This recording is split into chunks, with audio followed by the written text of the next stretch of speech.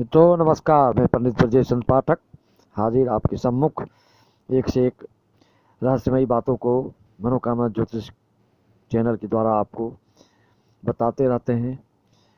आज का विषय कल से 2 तारीख से नवरात्रि प्रारंभ होने जा रही है। अतः इस नवरात्रि में माँ दुर्गे किस वाहन पर चढ़कर आ रही हैं और इससे अपने को क्या फ़ायदा होता है, इससे क्या जानकारी मिलती है, इससे भविष्य के लिए क्या संकेत मिलता है, उसको भली भांति हम समझेंगे। ये सारी बातें ज्योतिष शास्त्र में वर्णन है, लेकिन हम लोग धीरे धीरे सनातन धर्म से वंचित होते जा रहे हैं, इसलिए भविष्य के बारे में भी जानने में असमर्थता होती जा रही है।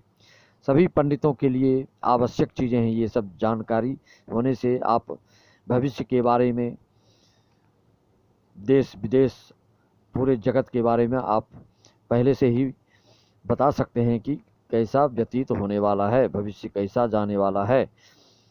इसके बारे में श्लोक आया है और पहले मैं आपको इसको वर्णन करके बता देता हूँ कि माता जी किस किस दिन में किस चीज़ पर सवार होकर आती हैं, तो उसका क्या संकेत मिलता है, उससे क्या आप भविष्य की आपको जानकारी मिलती है, वो समझ लें। श्लोक है, शशि सूर्ये गजारूढ़ा शनि भौमे तुरंग में गुरौ शुक्रे चोटोलायां बुधे नौका प्रकीर्तिता गजे च जलदा देवी छत्रभंगस्तुरंग में नौकायां सर्वसिद्धि स्यात् डोलायां मरणम ध्रुवम। माँ दुर्गा का आगमन और प्रस्थान अलग अलग वाहन से होता है। इससे आने वाले समय भविष्य के बारे में आप सहज ही आसानी से बता सकते हैं कि आगे क्या क्या होने वाला है। 2 अप्रैल से प्रारंभ होकर 11 को समाप्त रामनवमी से होगा। शास्त्र के अनुसार इस बार माँ दुर्गा 2022 2 अप्रैल में घोड़े पे सवार होकर आ रही हैं। यह क्या संकेत दे रहा है, इसका क्या क्या आशय है, इसका क्या मतलब है, जाने। और वाहन के बारे में भी जाने कि इसको हम निर्धारण कैसे करते हैं।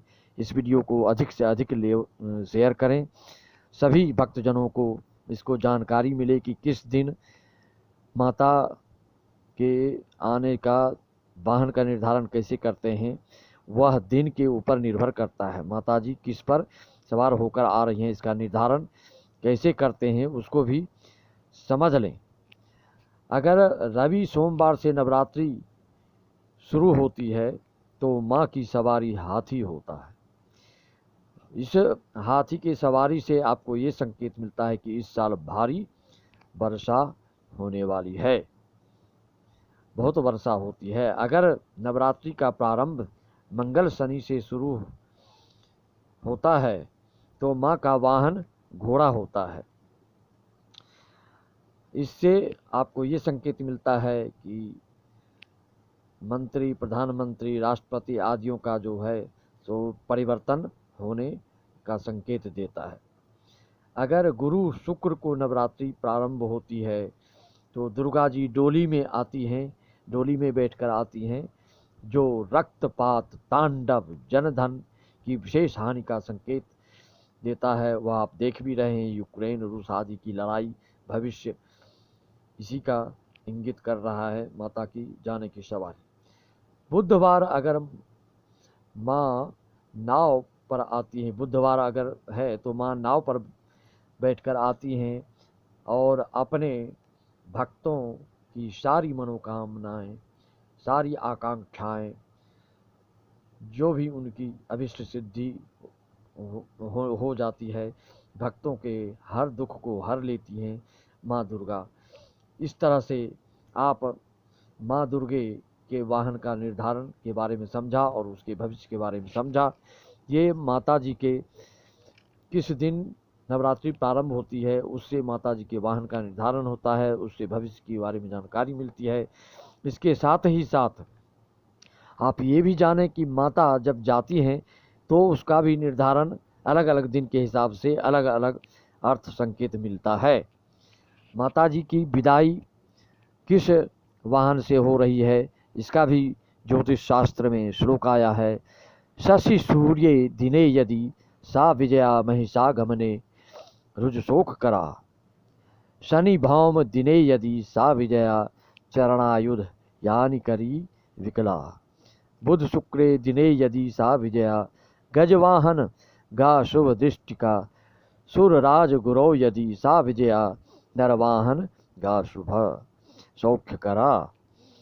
तो ये श्लोक के अनुसार आपको अर्थ भी बताते हैं। समझने में अगर दिक्कत हो रही है तो उपरयुक्त श्लोक के अनुसार इसका क्या अर्थ होता है इसको भी आप अच्छी तरह समझें और सभी को अवगत कराएं।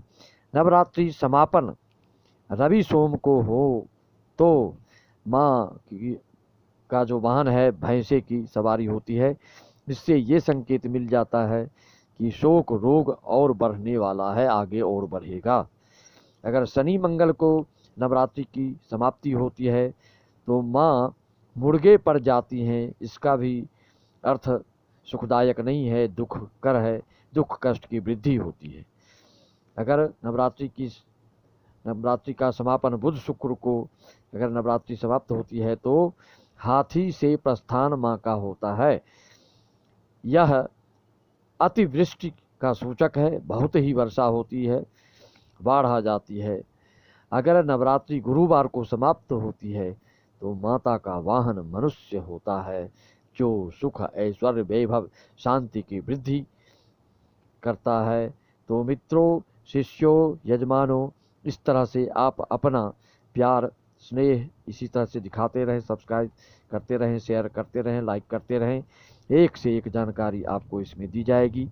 कोई भी अपनी जन्म कुंडली के बारे में विश्लेषण या जन्म कुंडली निर्माण करवाना चाहते हैं तो कॉल करके संपर्क कर सकते हैं। दान दक्षिणा आदि बता दी जाएगी। मनोकामना ज्योतिष चैनल पर आप सभी को सब्सक्राइब करने वालों के लिए विशेष हमारा यही निवेदन कि इसी तरह से आप प्यार दिखाते रहें और आप लोगों के लिए हम एक से एक जानकारी हम आपको देते रहेंगे। जय हिंद, जय भारत, जय श्री राम।